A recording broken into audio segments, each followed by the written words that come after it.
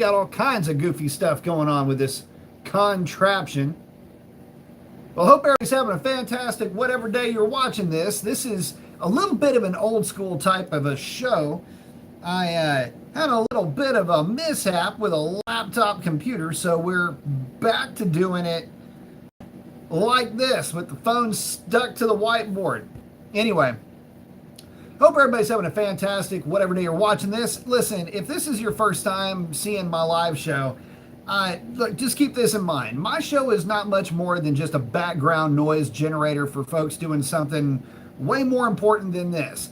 The live show for me is just an opportunity for me to interact directly with you guys, work through some topics for videos that I'm trying to get put together. Sometimes those topics, they just don't really work well for a standalone video. So we've got a few things coming, and want to also touch base, give you guys some updates as far as, you know, where the bikes are right now, updates on some car stuff. So let's dive into part of that. Let's see, we've got Sam is in and John is in. What's up, y'all? And this is a little bit different. The way that this is working on the phone nowadays, it doesn't work like it did back in the day. So I've got to try to keep up with you guys. I got to try to keep up with you guys in the comments. I got to try to catch y'all as soon as y'all pop up because it disappears. So anyway, getting back to it, as far as bike updates, look, we're still on exhaust watch right now. We've got the M4 full exhaust that is supposed to get here. Man, look, it's supposed to have already gotten here, but it's been promised that it's going to show up this week for the GSX-R 1000. I am going through GSX-R 1000 withdrawals right now. It drives me nuts not to be on that bike. Don't get me wrong, love my 636. Dig that bike so much, can't tell you how much I enjoy it. But that being said, I miss my Gixxer, so there is that. And Sam's asking, why is everything mirrored? Because I'm doing this on the phone. I'm not doing it on my normal laptop. The reason why I'm not doing it on my normal laptop is because I dropped it or something, and I went to open it, and the hinge part of it basically ripped the glass out of the screen, and it's broke. And so I had to get a new laptop, and I'm still trying to work through the bugginess of all of that. So yeah, everything's probably flipped, and that's just how these things seem to work. So let me see what this button does over here. Here we go. We're going to do live chat. All messages are visible. I think that's what we're trying to do. All right. So, in saying all of that, that's the update with the GSX-R 1000. We're still waiting on exhaust, which is, it'll get here eventually. And so, because we're still waiting on that, we're also clearly still waiting on exhaust for the 636. And again, I love that bike. Can't wait to get it where it needs to be. But man, I got to tell you, I miss my Gixxer 1000. So, Ryan's checking in. Oh, the new Scouts are awesome. The old lady has been so upset. It's been raining, wants to ride her new Scout so bad. I'm saying self-destruct activated. Well, we're going to get to that here in just a second. I'll tell you what, the rain lately has been driving all of us absolutely bananas crazy. Right as I'm getting something taken care of for work, I want to maybe scoot out for maybe 10 or 15 minutes just to try to hit some twisties real quick and get back to the shop. Like for like a little bit of a lunchtime run, it'll start raining. Every single time I get just a little bit of time to run out, it starts raining. So, hey, it is what it is. No big deal. But, man, I feel your pain with that. I can also tell you that, as far as the rest of the fleet goes, everything is going well. Bonneville's running good. Dad's bike's running good. I am going to be going by the dealership tomorrow, I think, at some point. If not tomorrow, then Thursday, to go take a look at bikes for upcoming ride-in reviews. So that's going to be something that's always fun. I need to get some more of those done. And I want to try to get a few different types of bikes. I want to get a Royal Enfield in. I want to get some dual sport type bikes in. The bikes that are a little bit more focused on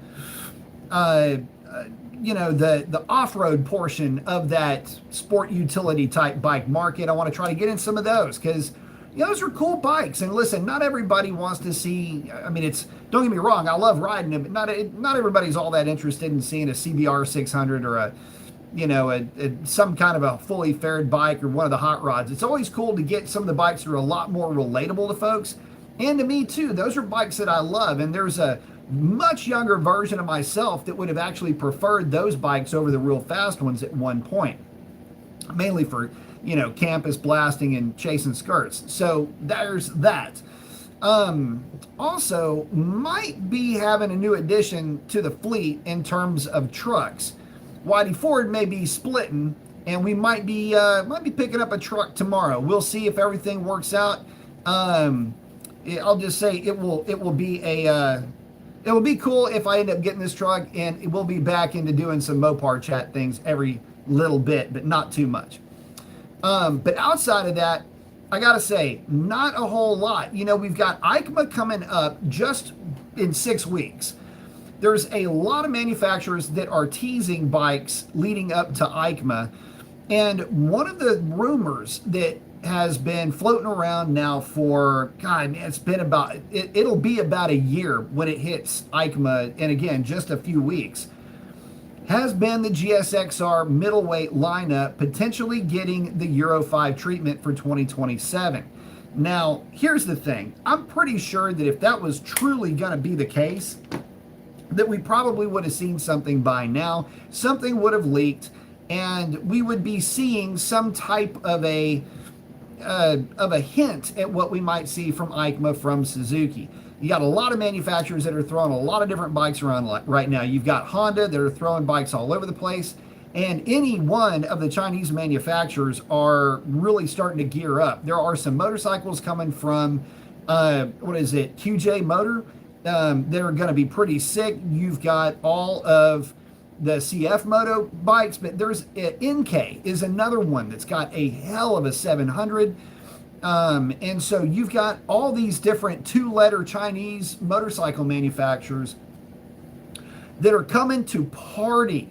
All right, so just keep that in mind when you start to see these bikes hitting. Now, we don't know when they're going to hit American shores just yet, but I can tell you that NK and QJ, once they hit, these bikes are going to do exceptionally well. And here's the thing, and this is more or less, a commentary to anybody that would say anything negative about any of these Chinese manufacturers. Look, all of them are making bikes that you kind of wish the Japanese manufacturers would make. You've got NK and I'm getting them all screwed up in my head, QJ, that are going to be making 4-cylinder middleweights. So the middleweight segment for sport bikes is going to get hot. And with QJ coming out with the QJ 800, which has been homologated for super sport racing, there's a lot to look forward to. So as you're seeing these bikes start to hit the streets, once they do hit whatever country you're watching this in, just keep this in mind.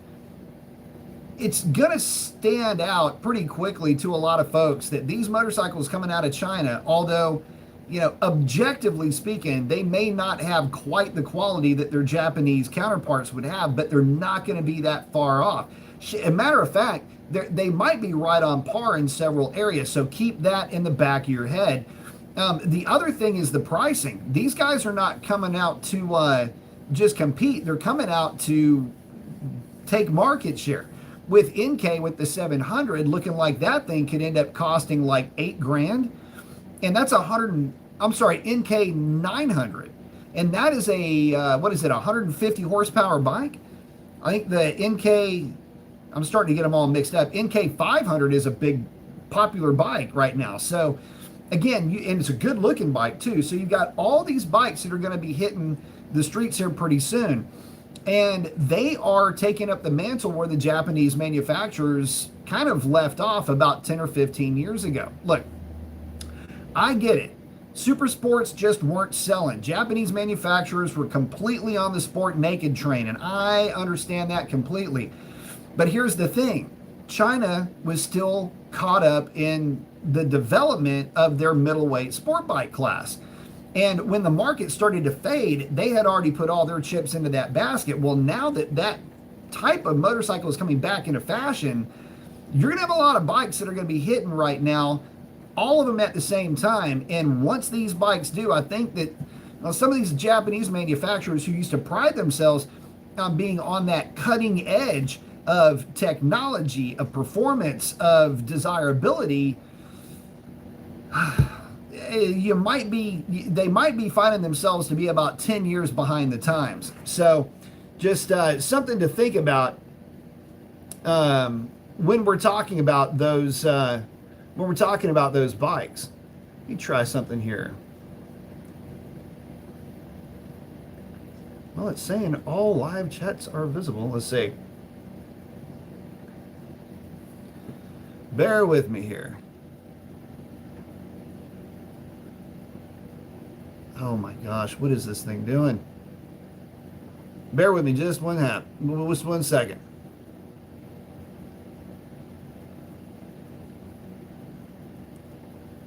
All right, here we go. Ryan said, I've decided to wait for the CF Moto 750. Look, you're exactly right. The thing is, the Japanese bikes, as they start to hit, they're going to start picking up a lot of steam. John's in Florida. I like it. Yeah, where y'all at, man? Always. The great state of Florida, one of my all-time favorite places to be. Seems I'm definitely becoming a GM fan. Yeah, a lot of folks are waiting on that 750 SS. Sam's... yeah, GM does have problems. Well, the one thing is, the truck I'm looking to get doesn't have to worry about lifter problems.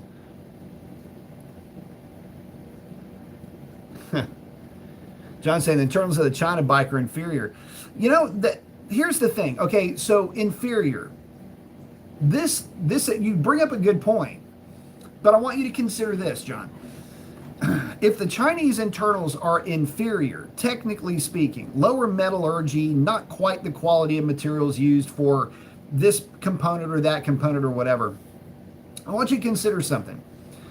Number one, the price. You're going to get what you pay for, right? But getting back to the materials question, is it that it's inferior, but do you have any failures? See, this is the thing, and this is where you can say that buying quality means something. And maybe on the resale market, you can say, well, it's built out of better metals, and it's a better all around, and there's a perceived value that comes along with that and all that. But here's the thing.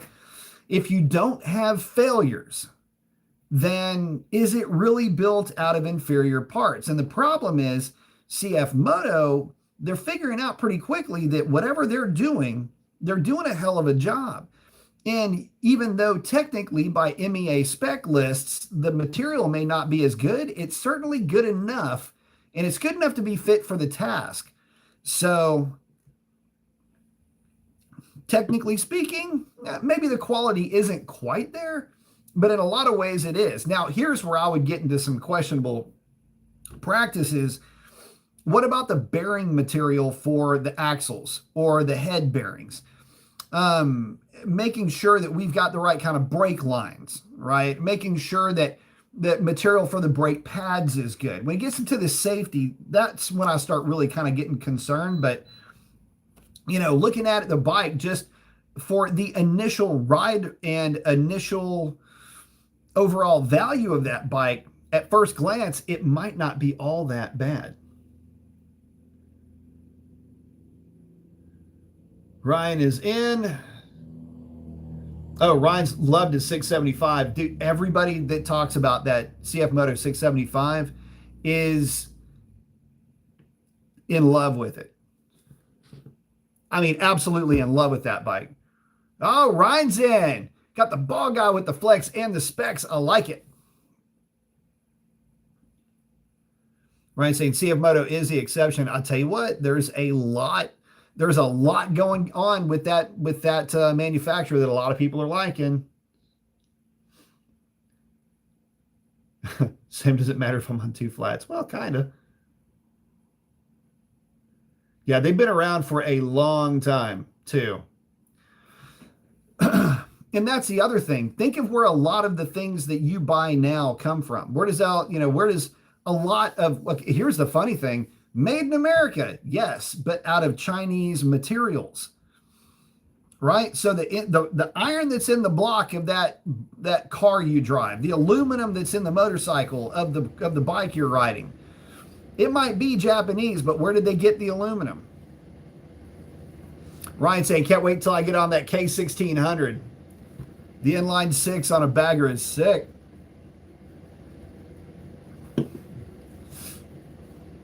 Fingers crossed soon. But yeah, there's a lot to look forward to. There's a lot to, and there's a lot to unpack with the Chinese manufacturers that are going to be hitting. Now, that being said, we don't have some of these in the States yet. I mean, we don't have QJ, really. I mean, we do, but we don't. We don't have NK that I'm aware of. Really, all we have is CF Moto. And until we get the other Chinese manufacturers here, we don't have enough of a sample size to really drive home a value proposition, Chinese versus Japanese. But again, I got to say it, because if I don't say it, my head will explode. Look at what you get from a Chinese bike. I'm not going to sit here and try to sell you a Chinese motorcycle. I just want you to consider a few things. It's got all of the tech, which all the kids want these days, and the grown-ups, and us, graybeard fools like me. But you get that. You get perfectly good fuel injection systems are on par with Japanese bikes. The ECUs are on par with Japanese bikes. This stuff's made in China anyway, so I mean, it didn't have to go far. All of the components to the bike realistically are on par with the Japanese bikes. The Chinese bikes are. Again, you can question tolerances, and you can question the true quality of the internals and everything else, but again, it's all going to be really good, and it has everything. This is the most important part, guys. These Chinese bikes have everything that a young rider needs to be able to afford the machine and to be able to enjoy the machine. It's a low price, reasonably solid performance, if better than mediocre, right? I mean, you got to admit, look at CF Moto's 675. It's as powerful as any 600cc Super Sport. A little bit more grunt down low. You can see where I'm going with this. So it's got everything that you want, and it's all geared up for the younger rider. And this is the most important part, because the statistics are looking pretty grim when it comes to motorcycle riders in general. I mean, you've got an aging population of average age of motorcycle riders. It's like 55 years old now or something stupid like that. And these aren't 55-year-old guys that are youthful. These aren't 55-year-old guys that are sport bike interested. You got to remember, the kids want something more sporty. They don't necessarily want, the same bike that their uncle, their dad, their granddad, or great-granddad is out there riding right now. They don't want that. Typically, you're going to want something that's going to be more lively, more energetic, and that's what these Japanese bikes are giving you. And you get the big old TFT screen and, connectivity and whatever. It's got all the shit, right? And for it to have that, you're going to need that to start bringing that average rider age down. Get it from 55 or 53 to like 50 or 45 or 40. Start to drop that average age down, because man, I got to tell you, at this rate, with the very risk averse latest generations of kids, they just were never brought up on motorcycles. They were never brought up in motorsport. A lot of them weren't brought up in sport, period. So, and it shows. They're just not interested in these things. So anyway, let me catch back up with you guys. Oh, yeah, and Ryan's got a good point too. And CF Moto does something else too. I'm going to say this: the fact that, and what he's saying is very true. The fact that CF Moto is saying they're going to eat most of the tariff costs as well, most of what the company said, and ending the subscription service too, which is what they should have done. So I get that, but CF Moto listens to customers, and they'll make mid-year running changes. If something's not working, if their customer base is, got more jeers than cheers about a certain type of option or whatever it is, they're going to make the changes to make that work for the majority of the folks that are buying their bikes. And listen, that's where their bikes are coming from. They're coming from the folks that are buying them. It's almost like with CF Moto, and this is kind of weird to say because I don't have a girl working this corner, boys, but I can tell you this, I see it and I hear it in CF Moto owners where they feel like they have an ownership stake somehow with CF Moto. They feel like they're part of the company. They feel like they're part of the process. And it's in a way, it's almost like if you bought a CF Moto, you're part of the marketing team. You're part of the research and development team for the next model. We're finding out, or they're finding out what you like through your experience with your bike. It's good stuff, and I like them. I like what I'm seeing out of those guys.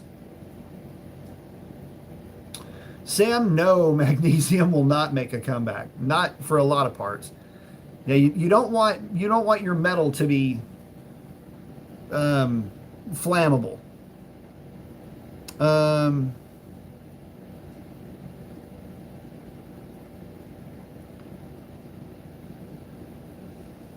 Sam saying he wants a bike with kickstart and points.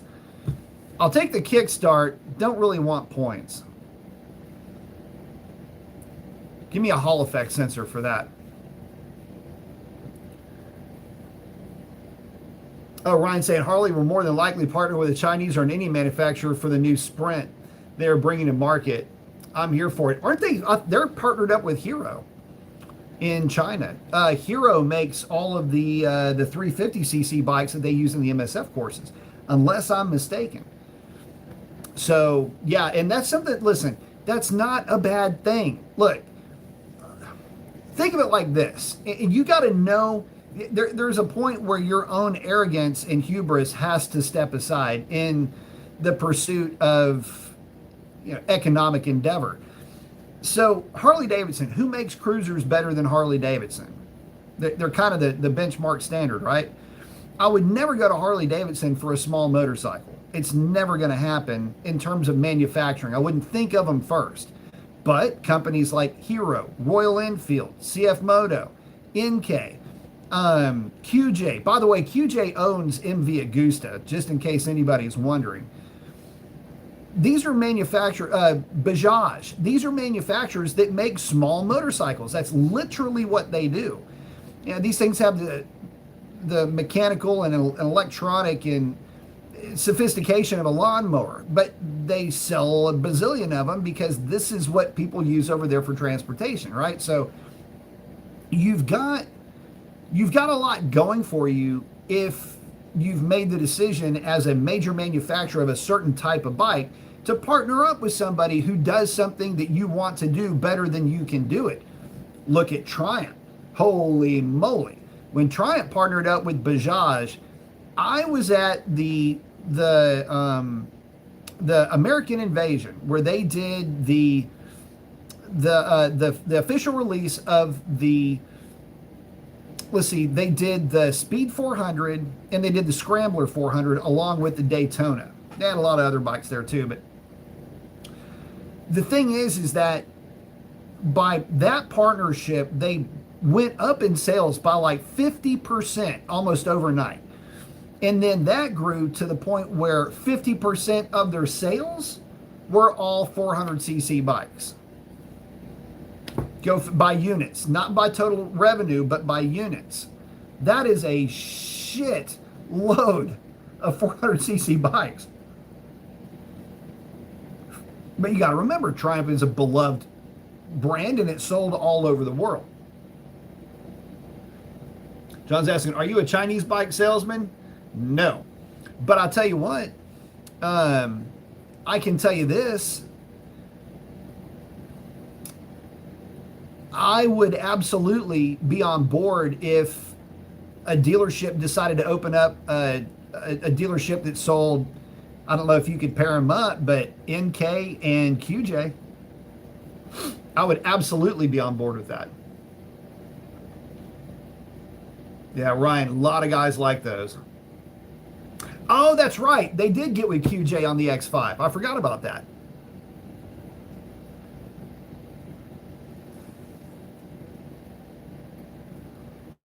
Saying basically, I want a bike where I don't need a battery. All it takes to clean and set points is patience. I tell you what, you want to learn patience when you're cleaning points? Get a vintage pinball machine. I feel like I ought to do a video on this. I have an old vintage pinball machine that I brought back to life. And if you've never worked on a points ignition system, the old vintage pinball machines use the exact same parts. And it's just making sure that your clearance between all your points is correct, and you have to get in there and like adjust it. When it's running right, it's great. When it doesn't run right, it's a real pain. But yeah, the whole thing is nothing but points adjustment. And the X350R. Ryan, he's a pinball wizard. I tell you what, yeah, it was that thing was a nightmare. In fact, the pinball machine works, but ugh, I'm afraid to plug it in. Ryan saying, we need Wings Wednesday. Come on, Professor. So I'm trying to figure out a way that I can put that together so that it would work well. But there's a lot to chat about. If you guys don't know, I was a docent at the Hiller Aviation Museum for about 2 years. And in that time, and I was the engine specialist. Go figure, right? But in saying that, yeah, I got a lot of opportunity to talk to folks that flew the airplanes and that worked on them, a lot of the mechanics. There were also pilots. You know, they all had their pilot's license, but their profession was to work on the things. And really getting into some of the warbirds and some of the different, just all of the different nuances between different models and things like that are the cool ones. But I'll always be an engine guy at heart. And there is some pretty cool stuff to go over, even though it's some topics that have literally been worn to the bone after 70 or 80 years. There's still a lot of cool stuff. And I love my favorite, the warbird stuff is one thing, but I love the interwar stuff. That's really where all the innovation came, right up to 1939. And it's interesting to see how different, like the proto warbird, right? Those are the ones that, how about that? Yeah, I've always been a big fan of the P-40. So one of the reasons why I always loved the P-40 is because it was never really meant to be a thing. Anyway, if you went to the Aviation Museum, this would be the pamphlet that you would have bought for the P-40. And in this, you've got, you know, all the different planes, the more famous ones that guys flew. The instructions that they would put on the back of the pilots if they went down in China for where to take your pilot if you found him, crash landed in your backyard, take him here, you'll get a reward. And then you've got some of on the back of it, you've got some notable quotables, some of the original jet stuff. But anyway, all very cool national insignias that you would have found on them. But it's got a lot of neat stuff. It's not super in-depth or anything like that. It's very, very just kind of glossing over. But it goes all the way up to the XP40. So it'll give you some info on what would have been the last iteration of the P40 had they gone through. That was a prototype. But shit, man, this book's older than I am. Let's see. Right, so favorite warbirds, P40 and then P51. Here's the funny thing. People always talk about, well, the P40 wasn't this or wasn't that or whatever.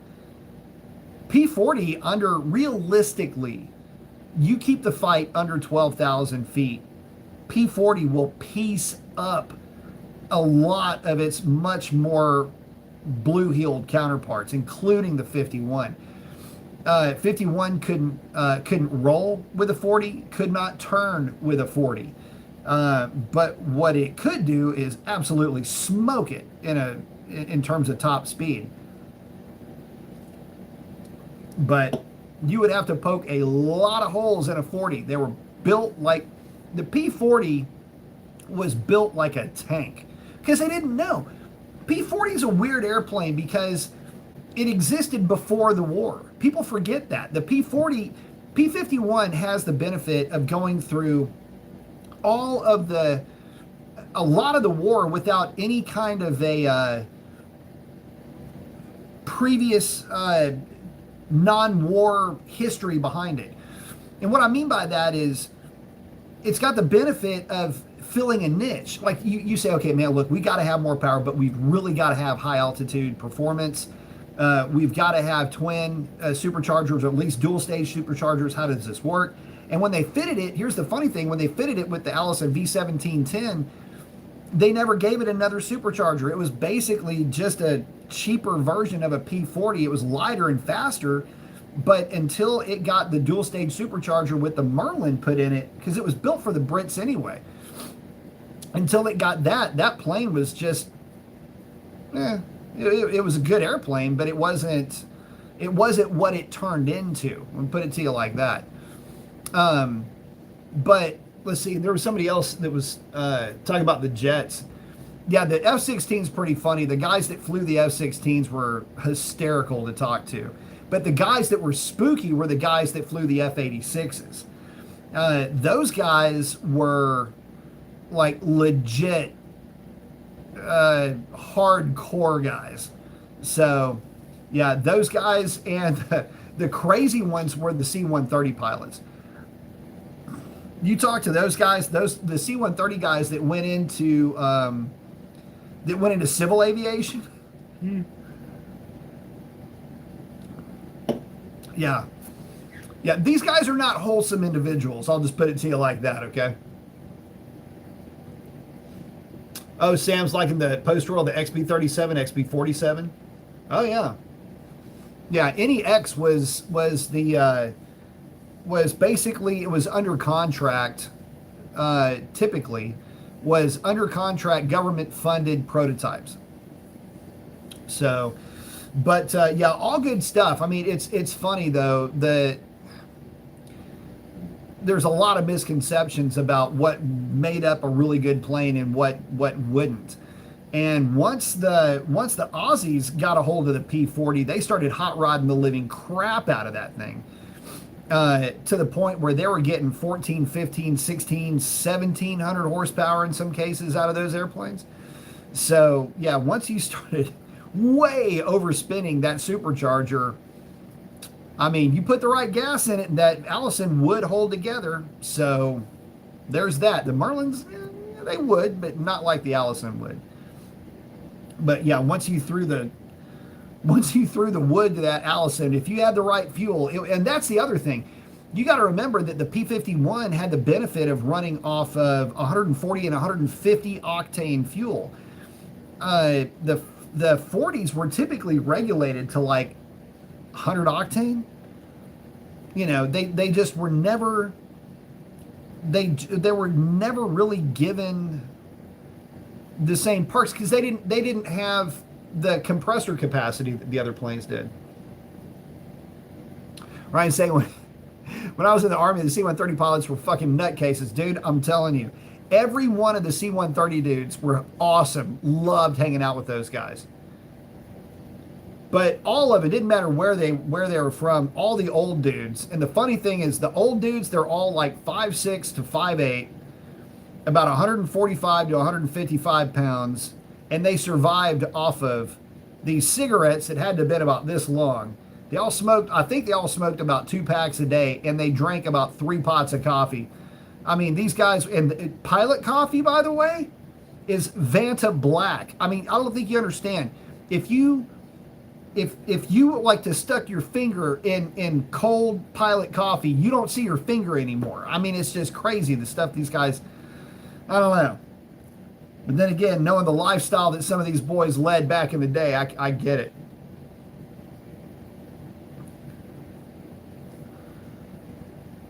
Oh, Ryan saying absolute favorite aircraft, the A-10, saved my life many times and cool as shit while doing it. Hell yeah. A-10 was always a big favorite of mine when I was a kid. Sam saying C-47 and DC-3. DC-3 is a very popular aircraft to this day. There's some that are cooler, but I still like the DC-3. Ryan said, I watched some documentary on the Concorde. I knew a guy, I didn't know him. I worked with one of the pilots that flew a Concorde. But he wasn't any different. He was one of the Pan Am Concords. I think, wasn't? No, it wasn't Pan Am. Who the hell was he with? Anyway, or he flew with Pan Am, and he was also, I don't know. That's a little bit fuzzy. I didn't really work with him too much. The guys that were hysterical were the Pan Am pilots and the American Airlines pilots. The guys that were flying the international routes. Those dudes, it was good to be those guys. Very good to be those guys.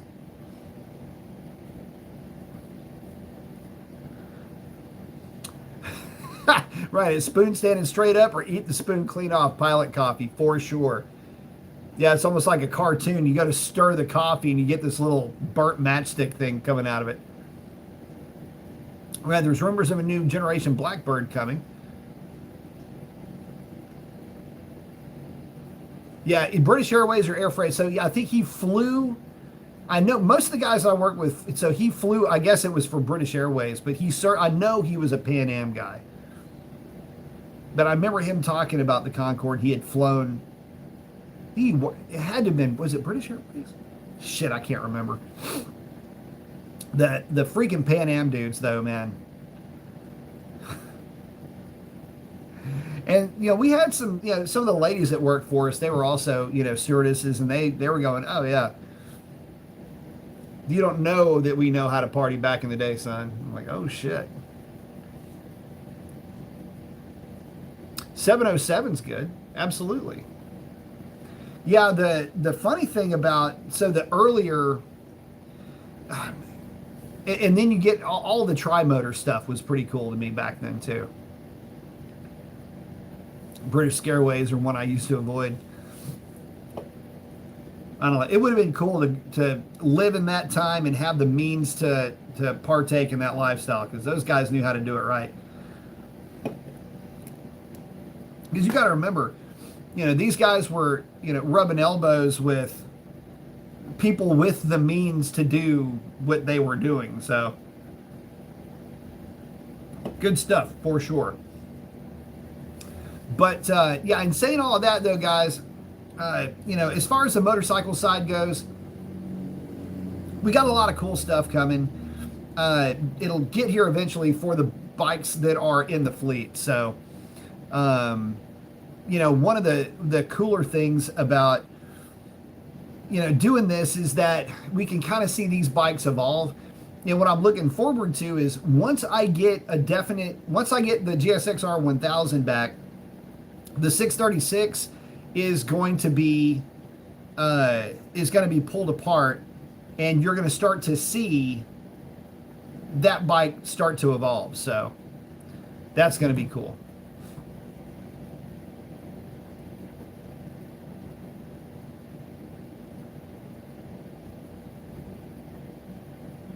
I'm saying I love old airplane engines, man. The radial 8-cylinders. I tell you what, the crazy stuff. Okay, so the real crazy stuff hit with the original early interwar planes, where you had, these guys. There were diesels that were trying to use. This is a period of time where they were using all kinds of different ideas were being thrown out there as far as how to make an airplane. Air races were a big deal back then. The P-40 that we were just talking about, very much like what you would have seen as an air racer back then. It's cool stuff.